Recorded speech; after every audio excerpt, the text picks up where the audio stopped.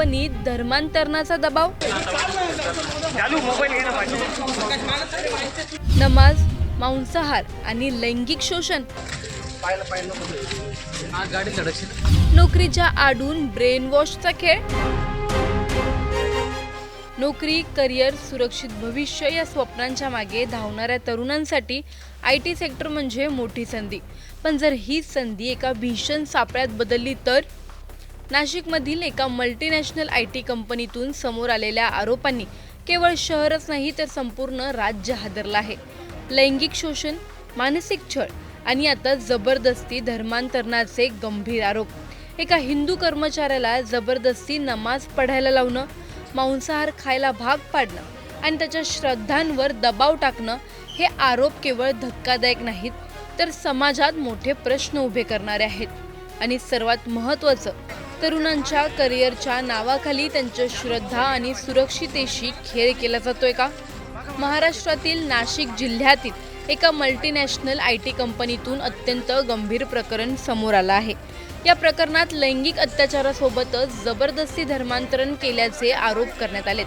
कंपनीत नोकरी करणाऱ्या महिला, मुलींच्या आर्थिक असहाय्यतेचा गैरफायदा घेत त्यांचं लैंगिक शोषण केल्याची धक्कादायक माहिती समोर आली आहे. त्याचसोबत त्यांचा मानसिक छळ करत धर्मांतर करण्याचाही प्रयत्न आरोपींनी केल्याचं SITच्या तपासातून समोर आलंय.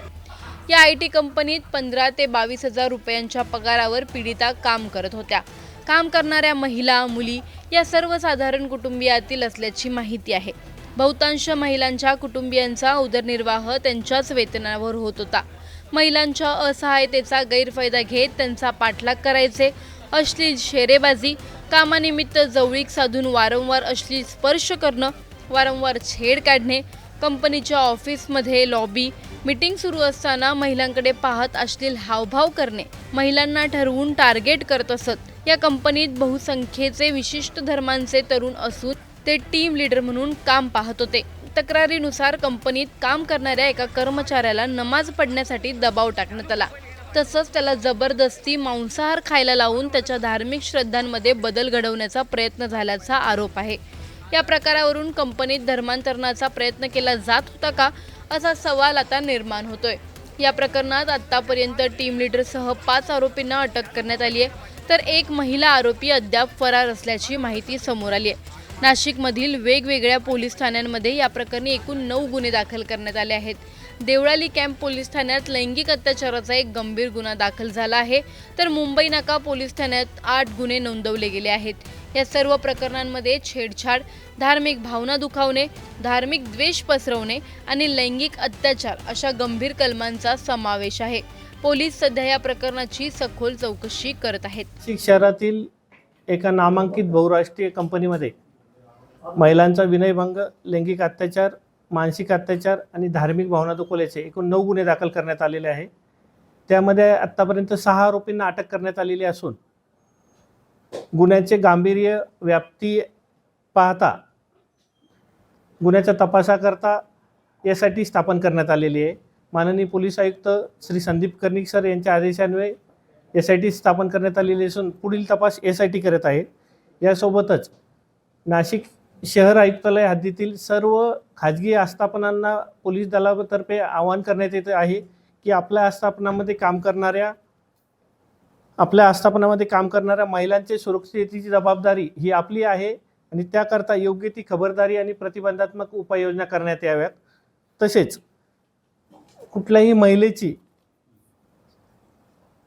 तक्रार असल्यास ते CP WhatsApp नंबर 9923323311 यावरती संदेश पाठवू शकतास किंवा कंट्रोल रूमचा डायल 112 वरती आपण संपर्क साधू शकता. तक्रारदार महिला, संस्था तसेच अन्य व्यक्ती यांची ओळख गोपनीय ठेवण्यात येईल. याबाबतचे आवाहन माननीय पोलीस आयुक्त श्री संदीप कर्णिक सर यांच्या वतीने करण्यात येत आहे. धन्यवाद. थँक्यू. पीडितांची आतापर्यंत 9 गुन्हे दाखल आहेत आणि 6 आरोपी अरेस्ट आहेत. नोकरीच्या मुलाखतीपासूनच महिलांना लक्ष्य करण्याची ही पद्धत अत्यंत गंभीर आहे. या रॅकेटमध्ये आणखी किती जणांचा समावेश आहे, आणखी किती महिला या शोषणाला बळी पडल्या आहेत, धर्मांतरणाच्या आरोपांमुळे हे प्रकरण आणखी संवेदनशील बनलंय. अशा घटनांना काही जण लव्ह जिहाद किंवा संघटित धर्मांतरणाशी जोडत आहेत. पण यामागे खरंच असं कोणतं मोठं षडयंत्र आहे का, की वेगवेगळ्या गुन्ह्यांना एकत्र करून त्याला वेगळा रंग दिला जातोय?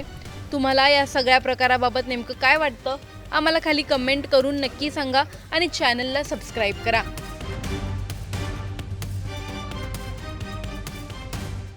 नाही, हे अतिशय गंभीर प्रकरण आहे. पोलिसांनी हे उघडकीस आणलेलं आहे आणि या अशा प्रकारच्या एका टेक्नॉलॉजी कंपनीमध्ये ज्या प्रकारे त्यांनी दबाव आणून आणि धर्मांतरण आणि लैंगिक शोषण केलं, हे फारच धक्कादायक आहे.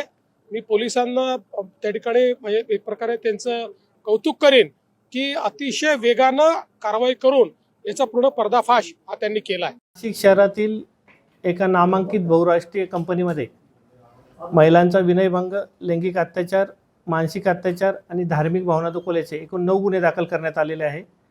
त्यामध्ये आत्तापर्यंत 6 आरोपींना अटक करण्यात आलेली असून गुन्ह्याचे गांभीर्य, व्याप्ती पाहता गुन्ह्याच्या तपासाकरता यासाठी स्थापन करण्यात आलेली आहे. माननीय पोलीस आयुक्त श्री संदीप कर्णिक सर यांच्या आदेशान्वये SIT स्थापन करण्यात आलेली असून पुढील तपास SIT करत आहे. यासोबतच नाशिक शहर आयुक्तालय हद्दीतील सर्व खाजगी आस्थापनांना पोलीस दलातर्फे आवाहन करण्यात येत आहे की आपल्या आस्थापनामध्ये काम करणाऱ्या महिलांचे सुरक्षिततेची जबाबदारी ही आपली आहे आणि त्याकरता योग्य ती खबरदारी आणि प्रतिबंधात्मक उपाययोजना करण्यात याव्यात. तसेच कुठल्याही महिलेची तक्रार असल्यास ते CP व्हॉट्सअप नंबर 9923323311 यावरती संदेश पाठवू शकतास किंवा कंट्रोल रूमचा डायल 112 वरती आपण संपर्क साधू शकता. तक्रारदार महिला, संस्था तसेच अन्य व्यक्ती यांची ओळख गोपनीय ठेवण्यात येईल. याबाबतचे आवाहन माननीय पोलीस आयुक्त श्री संदीप कर्णिक सर यांच्या वतीने करण्यात येत आहे. धन्यवाद. थँक्यू. पीडितांची आतापर्यंत 9 गुन्हे दाखल आहेत आणि 6 आरोपी अरेस्ट आहेत. IT कंपनीत धर्मांतरणाचा दबाव, नमाज, मांसाहार आणि लैंगिक शोषण, नोकरीच्या आडून ब्रेन वॉशचा खेळ.